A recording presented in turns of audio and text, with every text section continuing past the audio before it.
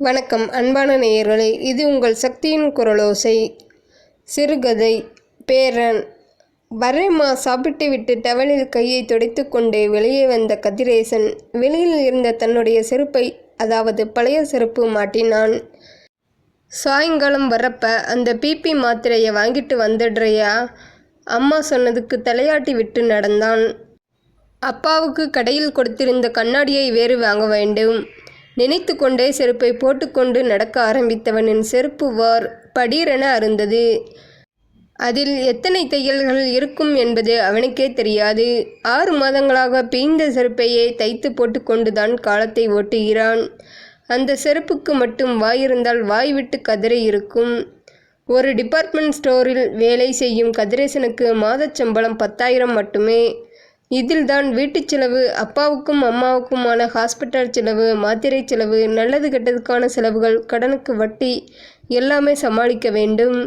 இதில் உடன் பிறந்த அக்காக்காரி வேறு. குடிகாரனுக்கு வாழ்க்கைப்பட்டவளுக்கு பாதி நாள் தாய் வீடே புகுந்த வீடாகிவிடும். அவளுக்கும் சேர்த்து செய்ய வேண்டும். கடுப்பானது கதிரேசனுக்கு. வழக்கம் போல செருப்பு தைக்கிற தாத்தா கிட்டத்தான் போகணும். நினைத்தபடியே காலில் அதை போட்டுக்கொண்டு நொண்டி நொண்டி நடக்க ஆரம்பித்தான். இந்த மாதம் எப்படியாவது புது செருப்பு ஒன்று வாங்கிடணும். 6 மாதங்களாக வழக்கம் போல செய்யும் சபதத்தை அன்றும் செய்தபடி நடக்க ஆரம்பித்தான். புது செருப்பு ஒன்று வாங்குவது அவனுடைய 6 மாத கனவு. ஒவ்வொரு மாதமும் இந்த மாதம் வாங்கிடணும் என்று அவனும் ஆசைப்படுகிறான். அவனால் ஆசைப்படத்தான் முடிகிறது. எங்கே ஒவ்வொரு மாதமும் அவனுடைய செருப்பு ஆசை மருத்துவ செலவுக்கோ, அவன் தம்பிக்கு படிப்பு செலவுக்கோ, புதுசாய் வாங்கின கடனுக்கோ, வட்டியாகவோ போய்விடுகிறது. இதில் எங்கே செருப்பு வாங்க? 10 நிமிட நடை. பீய்ந்த செருப்பை போட்டுக்கொண்டு விந்தி விந்தி நடக்க அவனுக்கே அவமானமாக இருந்தது. யாராவது பார்க்கிறார்களா என்று பார்த்து கொண்டே நடந்தான். செருப்பு தைக்கும் தாத்தா ஆறுமுகம் அவனுக்கு 6 வருட ஃப்ரெண்டு. அப்படித்தான் சொல்ல வேண்டும். கதிரேசன் தன்னுடைய இன்பம், துக்கம், கவலை, சோகம், கஷ்டம், குடும்ப கஷ்டம் எல்லாவற்றையும் அவரிடம்தான் சொல்லுவான். அவரும் இவனை சிறிய பையன் என்று பார்க்காமல் தன்னுடைய பேரனாக நினைத்தார். 60 வயதுக்கும் மேல் இருக்கும் அவருக்கு. 5 வருடங்களுக்கு முன்பு ஒரு ஆக்சிடெண்டில் ஒரே மகன், மருமகள், பேரன் என 3வரையும் இழந்துவிட்ட ஆறுமுகம் தாத்தா இப்போது ஒண்டிக்கட்டை. கதிரேசனை பார்க்கும்போது நினைத்து கொள்வார், என் பேரன் இப்பொழுது உயிரோடு இருந்திருந்தா இவன் வயசுதான் இருக்கும். அதனாலோ என்னமோ இவனை பார்த்தால் தன்னுடைய பேரனாகவே நினைத்தார். வாடா, என்ன திரும்பவும் செருப்பு அத்து போச்சா? இவன் தலையை பார்த்ததும் சொன்னார் தாத்தா. ஆமா தாத்தா, தச்சு கொடுங்க. செருப்பை அவர் முன்னால் விட்டபடியே சொன்னான் கதிரேசன். போன முறையே என்ன சொன்னேன்? என்ன சொன்னீங்க? இனிமே இந்த செருப்பை எடுத்துக்கிட்டு இங்கே வரக்கூடாதுன்னு சொன்னேனா இல்லையா? அதட்டலாக கேட்டவர் தைக்க மாட்டேன் போ என்றார். அது போலி கோபம் என்று அவனுக்கு தெரியும். என்ன தாத்தா இது? நீங்களும் தச்சு தரலனா நான் எங்கே போவேன்? முகத்தை பரிதாபமாக வைத்துக்கொண்டு அவன் கேட்டதும் சிரித்து விட்டார் தாத்தா. குடுடா என்றவர், எங்கடா தைக்கிறது? ஒரு புது செருப்பு வாங்குடானா கேட்குறியா? எனக்கு மட்டும் பழைய செருப்பு, பிஞ்ச செருப்பை போட்டுக்கிட்டு போகணும்னு ஆசையா? எங்கே தாத்தா முடியுது? என் நிலைமை உங்களுக்கு தெரியாதா? ஒவ்வொரு மாதமும் ஏதாவது ஒரு எதிர்பார்க்காத செலவு வந்துடுது. என்ன பண்ணுறது?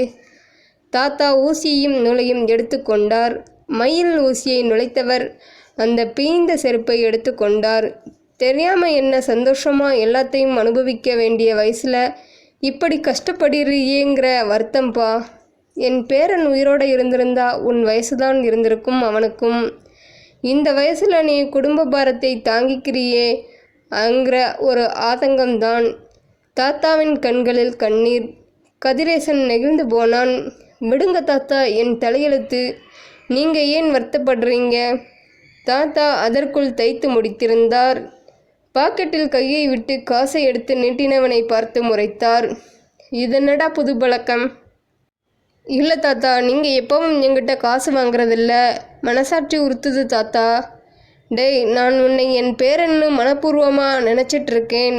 நீ என்னை தாத்தான்னு பேருக்குத்தான் கூப்பிடுறியா?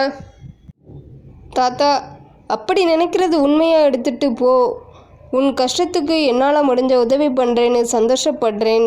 என் சந்தோஷத்தை கெடுக்காதே. தாத்தா மீண்டும் நிகழ்ச்சியாய் சொன்னவன், இருங்க, இந்த மாதம் புது செருப்பு வாங்குறேன். அப்போ என்ன சொல்லுவீங்கன்னு பார்க்குறேன். போடா, இதையே தான் 3 மாதமாக சொல்கிற. முதல்ல வாங்கு, அப்புறம் பார்க்கலாம். கதிரேசன் செருப்பை போட்டு கொண்டான். டைம் ஆகிவிட்டது. 5 நிமிஷம் லேட்டானாலும் முதலாளி திட்டுவார். தாத்தாவிடம் விடைபெற்று கிளம்பினான். கடையில் வேலை நேரம் முடிந்து சற்றே ஓய்வாக உட்கார்ந்திருந்தான் கதிரேசன். மணி மதியம் 12ஐ நெருங்கியது. நகரின் மையத்தில் இருக்கும் டிபார்ட்மெண்ட் ஸ்டோர் என்பதால் இந்த நேரத்தில்தான் வழக்கமாக ஓய்வு கிடைக்கும். கதிரேசனுக்கு நினைவு முழுவதும் புது செருப்பு வாங்குவதன் மேலேயே இருந்தது. அது அவனுக்கு சந்தோஷத்தையும் கொடுத்தது. பட்டினியாக 2 நாள் இருப்பவனுக்கு முழு சாப்பாடு கிடைத்தால் எப்படி இருக்கும்? மனதில் உவகை இருந்தால் வாயிலிருந்து காதல் பாட்டு ஒன்றும் கிளம்பியது. வழக்கமாக முதலாளி 7ஆம் தேதியானால் சம்பளம் டானென்று கொடுத்து விடுவார். அவன் மனம் கணக்கு போட ஆரம்பித்தது. 10,000ல் அட்வான்ஸ் 2,000 போக 8,000 வரும். வீட்டு செலவுக்கு 4,000, அம்மா அப்பா மருத்துவ செலவுக்கு 1,000, வட்டி 1,000. போன மாதம் பக்கத்து வீட்டு கலாக்கிட்ட கைமாத்து வாங்கின 1,100 போக மீதி 500 இருக்கு. அதில் தாராளமாக நல்லதா புது மாடல் செருப்பு ஒன்று வாங்கிக்கலாம். நினைக்கும் போதே வானத்தில் பறப்பது போல் இருந்தது அவனுக்கு. எந்த மாதிரி வாங்கலாம்? கருப்பு வேணாம், ப்ரௌன் கலரில் வாங்கணும். போட்டால் காலில் இருக்கிறதே தெரியாமல் நல்ல மெத்தன்னு இருக்கிற மாதிரி. 2 நாளைக்கு முன்னால் கடைக்கு ஒருத்தர் அந்த மாதிரி போட்டுட்டு வந்தார். கதிரேசன் விலை கேட்டான். 350 ரூபா தம்பி என்றார் அவர். அந்த செருப்பு அவனுக்கு ரொம்ப பிடித்திருந்தது. அதை போலத்தான் ஒன்று வாங்கணும். புது செருப்பு வாங்கி முதல்ல தாத்தா கிட்ட தான் காட்டணும். ரொம்ப சந்தோஷப்படுவார். தேதியை பார்த்தான். 2. இன்னும் 5 நாட்கள் இருக்கிறது.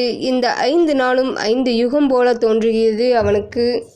ராத்திரி சாப்பிடும்போது அம்மாவிடம் சொன்னான். நானே சொல்லணும்னு நினச்சேன், காலையில் தாராளமாக வாங்கிக்கோ என்றார். அடுத்த நாள் காலை வேலைக்கு கிளம்பும்போது நண்பன் சுந்தரத்தை பார்த்தான். செருப்பு கடை ஒன்றில் வேலை செய்கிறான் சுந்தரன். இருவரும் நெருங்கிய நண்பர்கள். சுந்தரோ, செருப்பு ஒன்று வேணும்டா, உங்கள் கடையில் புது மாடல் வந்திருக்கா? நிறைய வந்திருக்குடா. இப்படி பிஞ்சு செருப்பு போட்டுக்கிட்டு போறியே, பார்க்கவே ஒரு மாதிரியாக இருக்குது. நானே சொல்லணும்னு நினச்சேன். பணம் வேணும்ல? சம்பளம் வந்ததும் வர்றேன். ஓனர்கிட்ட சொல்லி விலை குறைச்சி வாங்கி கொடுடா. பார்த்துக்கலாம், நீ வா என்றான் சுந்தர். அவனிடம் பேசிவிட்டு நடந்தான். தாத்தாவின் செருப்பு கடையை தாண்டும் போது கூப்பிட்டார். கதிரேசு, டேய் கதிராசா. என்ன தாத்தா? இந்தாடா போட்டுக்க. அந்த செருப்பு ஜோடிகளை எடுத்து போட்டார். அவன் விரும்பிய ப்ரௌன் கலரில் அவன் விரும்பிய மாடலாக இருந்தது. தினம் நீ பிஞ்சு போன செருப்பை போட்டுட்டு போகிறத பார்க்குறப்ப மனசு தாங்கலடா. அதான் என் கையால் நானே நேற்று தச்சேன். பிடிச்சிருக்கா? பிடிச்சிருக்கு தாத்தா, ஆனால் வேணாம், நிதானமாக சொன்னான். வேணாமா? ஏண்டா என்றார் அதிர்ந்து போய். நான் ஏற்கனவே உங்களுக்கு நிறைய கடன் பட்டிருக்கிறேன். அதை எப்படி கழிக்கிறதுன்னு தெரியல. என்ன இன்னும் கடன்காரனாக்காதீங்க தாத்தா. ஒவ்வொரு முறையும் தச்சுக்கிட்டு காசு கொடுக்காம போகிறப்ப என் உடம்பு கூசுதுன்னு எனக்கு தான் தெரியும். என்னை இன்னும் குறுகி போக வைக்காதீங்க. உங்கள் உழைப்பை உபயோகிக்கிறதுனால மனசாட்சி உறுத்துது எனக்கு. டே, என்னடா பெரிய மனுஷன் மாதிரி பேசுகிற? நீ என்ன எப்படி நினைக்கிறேன்னு தெரியல. நான் உன்னை என் பேரனாத்தான் நினைக்கிறேன். உனக்கு செய்கிறப்போ என் பேரனுக்கு செய்கிறதா நினச்சி சந்தோஷமாக செய்கிறேன். உன் கணும் பங்கெடுத்துக்க ஆசைப்பட்டுத்தான் இதை கொடுக்குறேன். இதை வாங்குறதும் வாங்காததும் உன் விருப்பம். ஆனால் ஒன்று சொல்கிறேன் கேளு. இந்த செருப்பு இங்கே தான் இருக்கும். என்னைக்கு நீ போட்டுக்கிறையோ அன்னைக்கு தான் என்னை தாத்தாவா ஏற்றுக்கிறேனும் நீ என் பேரனும் அர்த்தம். ஆவேசம் வந்தவரை போல் பேசியவரை 10 வினாடிகள் உற்று பார்த்துவிட்டு ஒன்றும் சொல்லாமல் கிளம்பினான். சம்பளம் வந்துவிட்டது. எல்லாவற்றிற்கும் அம்மாவிடம் பணம் கொடுத்துவிட்டு பாக்கெட்டில் பணத்தை வைத்து கொண்டு செருப்பு கடைக்கு கிளம்பினான்.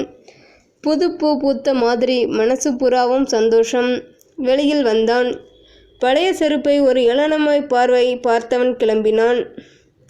வெறும் காலுடன் தெருவில் இறங்கி ஒரு எட்டு கூட வைத்திருக்க மாட்டான்.